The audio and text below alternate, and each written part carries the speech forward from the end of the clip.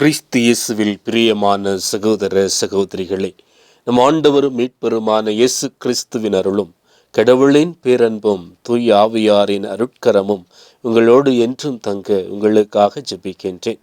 இன்று திரு அவை மிகுந்த மகிழ்ச்சியோடு ஆண்டவரின் திருவுருமாற்ற பெருவிழாவை கொண்டாடி மகிழ்கின்றது. இந்த பெருவிழா இயேசுவின் மகிமையை நினைவு கூறும் நாள் மட்டுமல்ல, நம் வாழ்க்கையை ஆராய்ந்து பார்க்கக்கூடிய உன்னதமான நாள். நம் ஆண்டுதோறும் இந்த விழாவை கொண்டாடுகின்றோம். ஒவ்வொரு ஞாயிற்றுக்கிழமையும் திருப்பலியிலே பங்கேற்கின்றோம், தினமும் ஜெபிக்கின்றோம். ஆனால் நம் வாழ்க்கையில் மாற்றம் ஏற்பட்டிருக்கிறதா?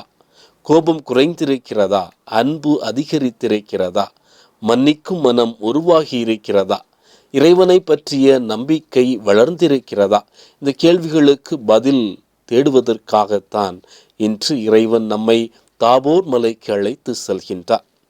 ஒரு நாள் வயதான தோட்டக்காரரிடம் ஒரு இளைஞன் வந்து, தாத்தா, இந்த தோட்டம் இவ்வளவு அழகாக இருப்பதற்கு காரணம் என்ன என்று கேட்டான்.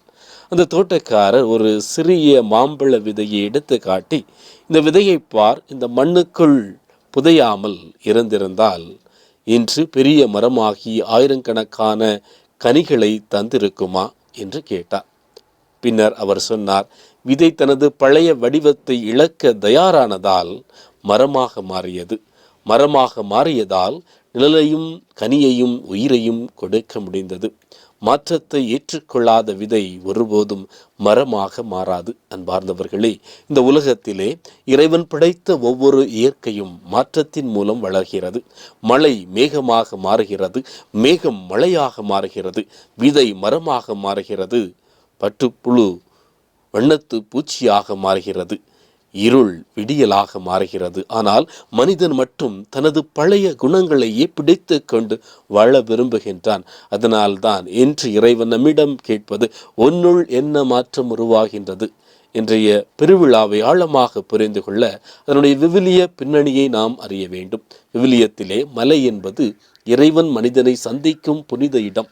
ஆபிரகாம் மோரியா மலையில் தனது விசுவாசத்தை நிரூபித்தார். மோசே சீனாய் மலையில் இறைவனிடமிருந்து திருச்சட்டத்தை பெற்றார். எலியா ஒரேப் மலையில் மெல்லிய தென்றல் காற்றில் இறைவனின் குரலை கேட்டார். தானியேல் தனது காட்சியில் மிகங்களோடு வரும் மானிட மகனை கண்டார். இந்த எல்லா அனுபவங்களும் இன்று தாபோர் மலையில் ஒன்றிணைவதை நாம் பார்க்கலாம். பழைய ஏற்பாட்டின் எல்லா வாக்குறுதிகளும் இயேசுவில் நிறைவேறுகின்றன. அதனால்தான் திருவுருமாற்றம் என்பது ஒரு புதுமை மட்டுமல்ல, இறைவனின் மீட்பு திட்டத்தின் வெளிப்பாடாகும். இன்றைய முதல் வாசகத்திலே தானியேல் மாட்சிமிக்க மானிட மகனை காண்கின்றார். அவருக்கு எல்லா மக்களும் பணிவிடை செய்கிறார்கள். அவரது ஆட்சி அழியாதது. அந்த காட்சி இன்று நற்செய்தியில் நிறைவேறுவதை இயேசுவின் முகம் சூரியனைப் போல ஒளிர்கிறது. அவரது ஆடைகள் பனி போல் வெண்மையாகின்றன. அப்போது மோசேயும் எலியாவும் அவரோடு தோன்றுகிறார்கள். மோசே திருச்சட்டத்தையும் எலியா இறைவாக்கினர்களையும் பிரதிநிதித்துவப்படுத்துகின்றனர். அவர்கள் இருவரும் இயேசுவின் அருகில் நிற்பது பழைய ஏற்பாட்டில் நாம் அறிவித்த மீட்பர் இவரே என்று உலகிற்கு அறிவிப்பதாக சொல்கின்றது. பின்னர் மேகத்திலிருந்து தந்தையின் குரல் ஒலிக்கின்றது, இவர் என் அன்பார்ந்த மகன், இவருக்கு செவிசாயுங்கள். மாற்றம் எங்கு தொடங்குகிறது? இறைவனுடைய வார்த்தையை கேட்பதில் தொடங்குகின்றது. இறை வார்த்தை நம் காதில் மட்டும் விழக்கூடாது, அது நம் இதயத்தில் வேரூன்றி நம் வாழ்க்கையில் கனியாக வெளிப்பட வேண்டும். அன்பார்ந்தவர்களே, நாம் ஒரு கேள்வியை கேட்கலாம். ஏன் இயேசு 12 சீடர்களையும் அழைத்து செல்லவில்லை? ஏன் பேதுரு, யாக்கோபு, யோவான் ஆகிய மூவரை மட்டும் அழைத்து சென்றார்? இந்த மூவரே மாட்சியையும் சிலுவையையும் காணும் சாட்சிகளாக இருந்தனர். யாயீரின் மகளை உயிர்ப்பித்த போதும் தாபோர் மலையிலும் கெத்செமனே தோட்டத்திலும் இவர்களே இருந்தனர். பழைய ஏற்பாட்டின்படி 2 அல்லது 3 சாட்சிகளால் ஒரு உண்மை உறுதிப்படுத்தப்பட வேண்டும். அதனால் இயேசு இவர்களை தேர்ந்தெடுத்தார். மேலும் பேதுரு விசுவாசத்தையும், யாக்கோபு தியாகத்தையும், யோவான் அன்பையும் பிரதிநிதித்துவப்படுத்துகின்றனர். நமது வாழ்க்கையிலே விசுவாசமும் தியாகமும் அன்பும் வளரவில்லை என்றால் நம்முடைய மாற்றம் முழுமையடையாது. வாழ்ந்தவர்கள் அன்பார்ந்தவர்களே, தாமோர் மலையில் மகிமையை கண்ட இந்த மூவரே சில நாட்களுக்கு பிறகு கெத்செமனே தோட்டத்தில் இயேசுவின் இரத்த வியர்வையையும் காண்கின்றார்கள். அதாவது மகிமையையும் வேதனையையும் ஒரே சீடர்கள் அனுபவிக்கின்றார்கள். ஏன்?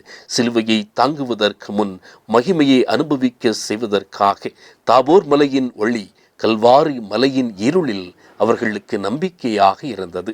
அதுபோல நம்முடைய வாழ்க்கையிலும் இறைவன் சில நேரங்களில் ஆறுதலையும் சில நேரங்களில் சோதனைகளையும் அனுமதிக்கின்றார்.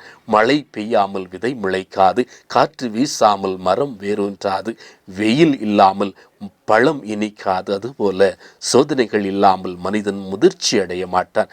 இறைவன் நம்மை தண்டிப்பதற்காக அல்ல, நம்மை மாற்றுவதற்காக சிலுவையை அனுமதிக்கின்றார்.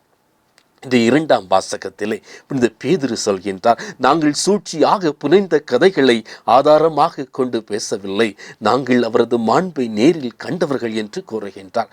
அந்த ஒரு அனுபவம் அவரது வாழ்க்கையை மாற்றியது. முன்பு பயந்து ஓடிய பேதுரு பின்னர் கிறிஸ்துவுக்காக உயிரை கொடுக்க தயங்காத திரு தூதராக மாறினார். உண்மையான இறை அனுபவம் மனிதனை மாற்றாமல் விடாது. நாம் திருப்பலியிலே பங்கேற்கின்றோம், நற்கருணையை பெறுகின்றோம், இறை வார்த்தையை ஏற்கின்றோம். ஆனால் நம்முடைய வாழ்க்கையில் எந்த மாற்றமும் இல்லை என்றால் நாம் இறைவனை சந்தித்த அனுபவத்தை இன்னும் ஆழமாக வாழவில்லை என்று பொருள். அன்பார்ந்தவர்களே, இன்று நம்மையை கேட்டுக்கொள்ள வேண்டும். என்னில் எப்படிப்பட்ட மாற்றம் உருவாகிறது? என் கோபம் குறைந்திருக்கின்றதா? என் ஆணவம் தாழ்மையாக மாறியிருக்கிறதா? மன்னிக்க முடியாத இதயம் மன்னிக்கும் இதயமாக மாறியிருக்கிறதா? பொறாமை பாராட்டாக மாறியிருக்கிறதா? சுயநலம் சேவையாக மாறியிருக்கிறதா? பயம் நம்பிக்கையாக மாறியிருக்கிறதா? இந்த கேள்விக்கான பதில்தான் நம் ஆன்மீக வளர்ச்சியின் அளவுகோல். இன்று நமது குடும்பங்களிலும் இந்த மாற்றம் தேவை. குடும்ப ஜெபம் மீண்டும் உயிர் பெற வேண்டும். கணவன் மனைவி ஒருவரை ஒருவர் புரிந்து கொள்ள வேண்டும். பெற்றோர் பிள்ளைகளுக்கு விசுவாசத்தின் முன்மாதிரியாக இருக்க வேண்டும். இளைஞர்கள் உலகத்தின் தற்காலிக கவர்ச்சியே அல்ல, கிறிஸ்துவின் நிலையான ஒளியை தேர்ந்தெடுக்க வேண்டும். நமது ஆலய அனுபவம் நமது குடும்ப வாழ்க்கையை மாற்ற வேண்டும். நமது ஜெபம் நமது நடத்தையை மாற்ற வேண்டும். நமது விசுவாசம் நமது சமுதாயத்தை மாற்ற வேண்டும். அன்பார்ந்தவர்களே, தாபோர் மலையில் ஒளிர்ந்த இயேசு இன்று நம் இதயத்திலும் ஒளிர விரும்புகின்றார். அவர் நம்மை வெளிப்புறமாக அல்ல, உள்ளிருந்து மாற்ற விரும்புகின்றார். விதை மரமாக மாறுவது போல், பட்டு புழு வண்ணத்து பூச்சியாக மாறுவது போல, வறண்ட நிலம் மழையால் பசுமையாக மாறுவது போல நமது வாழ்க்கையும் இறைவனின் அருளால் புதுப்பிக்கப்பட வேண்டும்.